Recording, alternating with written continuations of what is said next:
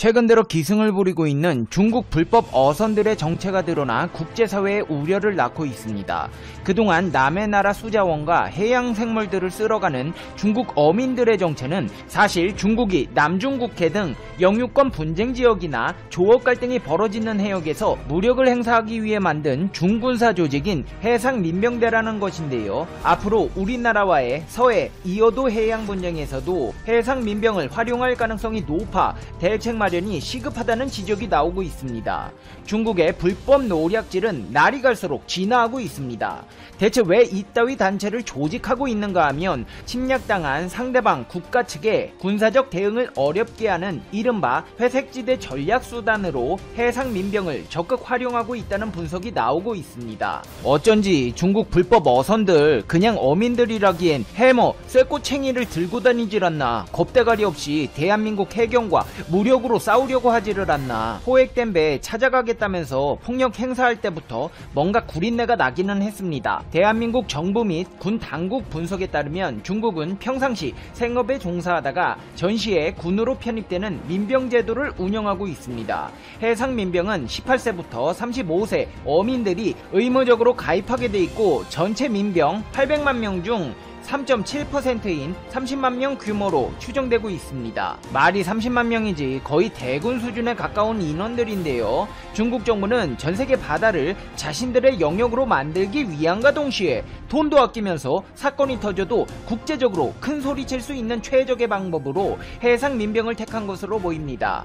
해상민병과 타국의 해병 혹은 해경들과 마찰이 붙었을 때 야, 니네 왜 선량한 민간인들을 괴롭히고 그래? 우리 애들은 그냥 고기 잡아서 하루하루 먹고 사는 어민들이잖아. 니네가 그렇게 군동원에서 민간인을 괴롭혔어? 빨리 사과해! 라고 말할 수 있는 명분이 생기게 됩니다. 실제로 이들은 평소 생업에 종사하면서 훈련, 물자 운반, 해상 시위 등 군사적 훈련을 수행하거나 해군, 해경의 정보원 역할을 하는 것으로 나타났습니다. 지난 2014년 광동의 차우저우 지방군군은 해상민병대의 정찰 및 감시, 연락에 필요한 최신식 장비들을 장착토록 하기도 했습니다. 이로써 그동안 있었던 수많은 중국 어선들의 횡포에 대한 미스테리가 풀리게 되었습니다. 이들은 선량한 어민의 탈을 쓴 중국 해상민병이었습니다. 지난 2015년 10월 미 해군 소속 이지스 구축함 라세남이 남중국해 인공섬에 12일이 이내로 진입해 초계 작전을 수행하자 중국 어선단 수백 척이 달라붙어 벌떼 전술을 압박했던 것이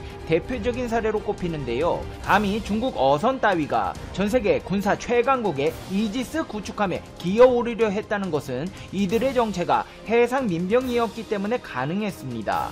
실제로 당시 미 이지스함은 외형상 중국 선박들이 군함이 아닌 어선이어서 야, 이거 우리가 그래도 명색이 세계 최강 US 네이비인데 초파리 잡으려다 초가상간 다 날려버린다고 얘들한테 미사일을 쏴야 되는 거냐? 고민하다가 결국 강력한 대응을 하지 못하는 상황이 연출되었습니다. 1950년대 중국 인민해방군의 도서 점령 작전, 1974년 서사군도 점령, 1995년 미스치프 암초 사건, 2009년 미 해군 과학조사선에 대한 항로방해, 2011년 베트남 조사선 방해, 2012년 필리핀 중국 간 스카버러 암초 해상대치 등에서 이 어민의 탈을 쓴 민병대들이 분탕을 친 사건들을 분석해봤을 때 이들의 난폭한 분탕질이 도가 넘었음을 알 수 있습니다. 말이 해상민병대지 이들은 중국 정부의 명령을 받고 공사판의 노동에 투입되기도 하는데요. 남중국해 인공섬 건설에도 상당한 역할을 한 것으로 알려져 있으며 수비, 미스치프, 존슨 사우스 등 7개 함초의 인공섬을 건설할 때 각종 물자 이동, 순찰,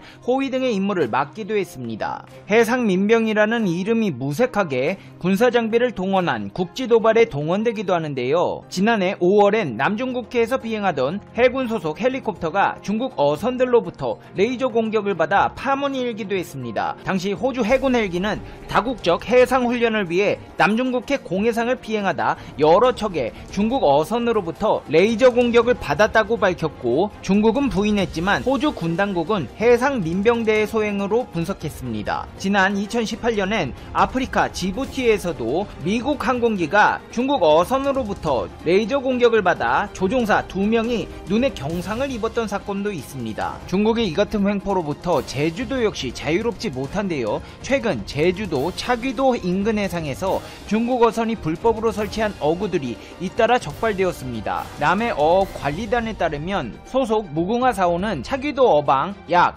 189km 해상에서 불법으로 설치된 중국 범장망 어구를 발견했습니다. 이날 포획한 외획물만 해도 약 1500kg에 달했습니다. 중국 범장망 어구는 수중에 그물을 설치해 조류에 따라 들어오는 물고기를 잡는 방식을 취하는데요. 규모가 크고 촘촘한 그물을 사용해 어획 강도가 매우 높은 어구 중 하나입니다. 중국 범장망 어구는 그물코가 2cm에 불과합니다. 이 말이 무엇이냐면 세상에 나온 지 얼마 안 된 어린 고기까지 싹쓸이 하겠다는 것입니다. 중국의 이 같은 분탕질에 화가 머리끝까지 난 국가가 있습니다. 바로 미국입니다. 지난해 4월 존 리처드슨 해군 참모총장은 남중국해에서 중국의 해경이나 해상 민병대를 정규 해군으로 간주해 대응할 수 있다고 경고한 바 있고 강경 대응하겠다는 입장입니다. 이뿐만이 아닙니다. 중국 해상력에 대한 미국의 경계심은 지난 버락 오바마 대통령 시절부터 이어져 왔다는 사실이 밝혀져 세간의 이목을 집중시키고 있는데요. 미국 국방부 차관을 지낸 미셸 플러노이가 미국의 국방부 장관 유력 후보로 떠오른 가운데 미국이 남중국해에서 중국 전함대를 3일 안에 괴멸시킬 능력을 보유해야 한다는 구상을 제시한 사실이 주목받고 있습니다. 홍콩 사우스차이나 모닝포스트는 미국 더 강경해지나 펜타곤의 잠재적 수장이 중국 함대를 72시간 안에 침몰시키는 아이디어를 드러냈다는 제목의 보도에서 플러노이 전 차관이 올해 발표한 강력한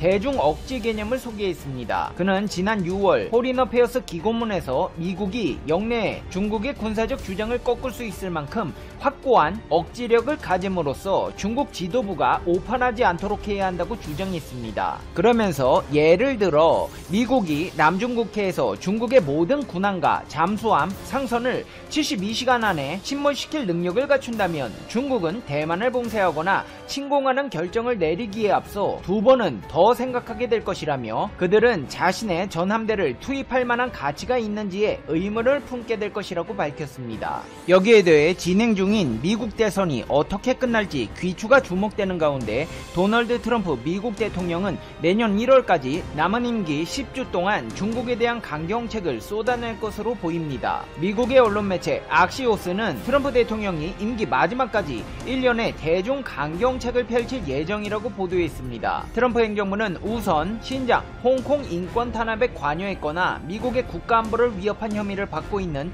중국 기업과 정보기관 관리들을 추가 제재 대상에 올릴 계획입니다. 트럼프 행정부 관리들은 이를 위해 매파 성향의 중국 전문가들을 정부 고위직으로 승진시키는 방안도 모색하고 있는 것으로 전해졌습니다. 아울러 중국 노동관행에 대해서도 집중 단속할 예정입니다. 특히 미 정부 관계자들은 중국 수산업에서 이뤄지는 강제 노동을 자세히 들여다볼 계획인데요. 트럼프 대통령이 임기 말까지 대중 제재에 총력을 기울이는 것은 자신이 쌓아올린 정치적 업적을 공고히 해 조 바이든 차기 행정부가 들어서게 되더라도 대중 정책에 대한 방향성을 바꾸지 못하도록 하기 위해서라는 분석이 나오고 있습니다. 이제 페페TV의 결론입니다.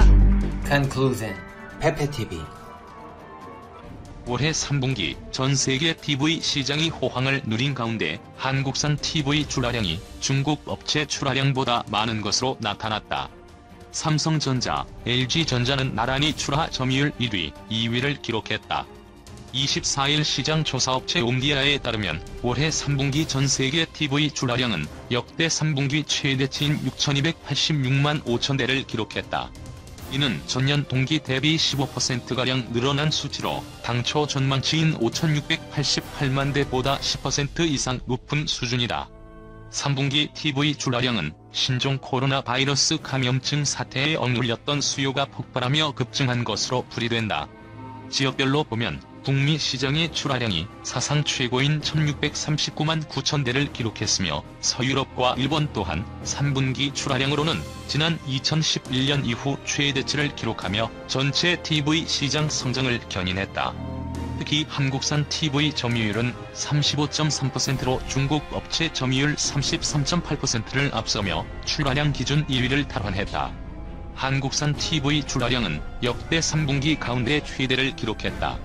지난 2분기에는 코로나19 여파로 북미, 유럽 등 선진 시장의 수요가 크게 침체되며 중국산 TV 점유율이 38%로 한국산 TV 점유율 28.7%를 크게 앞선 바 있다. 브랜드별로 보면 삼성전자가 출하량 기준 1위로 23.6%를, 2위인 LG전자가 11.6%를 차지했다. 중국 TCL과 하이센스가 10.9%와 9.0%로 뒤를 이었다. 매출액 기준으로는 삼성전자가 33.1%를, LG전자가 16.6%를 각각 기록했다. 두 회사의 점유율을 합치면 49.7%로 전체 TV 시장의 절반가량을 차지하며 중국 업체와의 격차를 벌렸다. 시장이 호황을 보인 가운데 프리미엄 TV의 성장세도 돋보였다. LG전자가 주도하는 OLED TV 3분기 출하량은 93만 천여 대로 직전 분기 출하량 56만 9천 대 대비 63.6%, 전년 동기 대비 39.8% 늘었다. LG OLED TV 3분기 출하량은 50만 대를 가뿐히 넘기며 전체 OLED TV 가운데 53%가량을 차지했다. 특히 3분기 LG OLED TV의 평균 판매 단가는 2,100달러 이상을 기록했다. 삼성전자가 주도하고 있는 프리미엄 LCD TV인 QLED 진영은 출하량 276만 대를 기록하며 직전 분기 대비 63.7%, 전년 동기 대비 2배 이상 증가했다. 삼성 QLED TV 출하량은 233만 천대로 전체 QLED TV 가운데 84%가량을 차지했다. 삼성전자의 주가가 이달 들어 20% 가까이 상승하면서 시가총액 400조 시대에 진입했다. 코스피 시가총액 비중 역시 22%를 넘어섰다. 시총 400조 원은 코스피 시총 상위 2에서 9위를 합친 것과 맞먹는 금액이다. 증권가에서는 향후 삼성전자의 주가가 7만원대를 넘어 상승할 수 있다고 전망했다. 24일 금융정보 제공업체 VN가이드에 따르면 전날 기준 증권사 3곳 이상이 추정한 삼성전자의 평균 적정 주가는 77,967원이다. 반년 전인 지난 5월 말보다 21.35% 증가했다. 삼성전자는 전날 67,500원의 거래를 마치면서 종가 기준 사상 처음으로 시총 400조 원을 돌파했다. 이로써 시가총액은 지난 5월 말 383조 원에서 이달 23일 기준 403조 원으로 증가했다.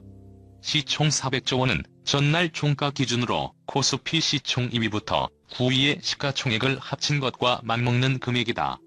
전날 시총 2위를 기록한 SK하이닉스의 시가총액은 72조 8천억 원으로 삼성전자의 시총과 330조 1,600억 원가량 차이나며 압도적인 시총 1위로 자리했다. SK하이닉스 뒤로는 3위 삼성바이오로직스, 4위 LG화학, 5위 삼성전자, 6위 네이버, 7위 셀트리온, 8위 현대차, 9위 삼성 SDI다. 이들의 시총을 모두 합하면 약 390조 2,900억 원으로 전날 삼성전자의 시가총액인 402조 9,600억 원과 비슷하다. 삼성전자의 시가총액은 2006년 1월 4일 처음으로 100조 원을 넘어선 뒤 3년 7개월 전인 2017년 4월 27일 시총 300조 원을 돌파했다. 이후 약 3년 7개월 만에 시총이 100조 원 늘어나며 전날 400조 원을 넘어선 것이다. 반도체 업황이 긍정적으로 전망됨에 따라 증권가에서는 삼성전자의 적정 주가를 점차 높이고 있다. 반도체 부문은 내년 모바일 반도체 수요 급증 속에 2017년 이후 4년 만에 서버용 반도체 교체 수요까지 도래하면서 디램과 낸드 가격 상승에 따른 실적 개선이 기대되고 있다. 또 내년 디스플레이와 세트 사업 부문도 라인업 확대가 예상되고 이에 따른 시장 점유율 상승에 따른 호조가 예상되고 있는 이유에서다. 이에 따라 증권가에서도 삼성전자에 대한 목표가를 점차 상승하고 있다. 올 초 증권업계에서 추정한 삼성전자의 적정 주가는 69,509원이었다. 2월 말에는 69,918만원이었으며 이후 신종 코로나 바이러스 감염증로 인해 점차 목표가가 낮아졌다. 3월 67,248원, 4월 64,577원, 5월 64,087원, 6월 65,292원 등으로 6만원대를 제시하던 증권가는 7월 들어 71,304원을 제시하며 7만원대를 전망했다. 이후로도 8월 71,592원, 9월 75,258원, 10월 76,550원을 기록했다. 전날 기준으로는 77,967원까지 목표가가 오르며 긍정적인 주가 흐름이 예상됐다. 이재윤 유안타증권 연구원은 오는 2021년은 삼성전자의 반도체 비전 2030 전략 달성 가시성이 높아지면서 사업 가치 재조명이 전망된다. 내년 상반기 메모리 반도체 가격이 반등하는 가운데 삼성전자가 캐펙스 사이클을 주도한다는 점도 긍정적이라고 내다봤다.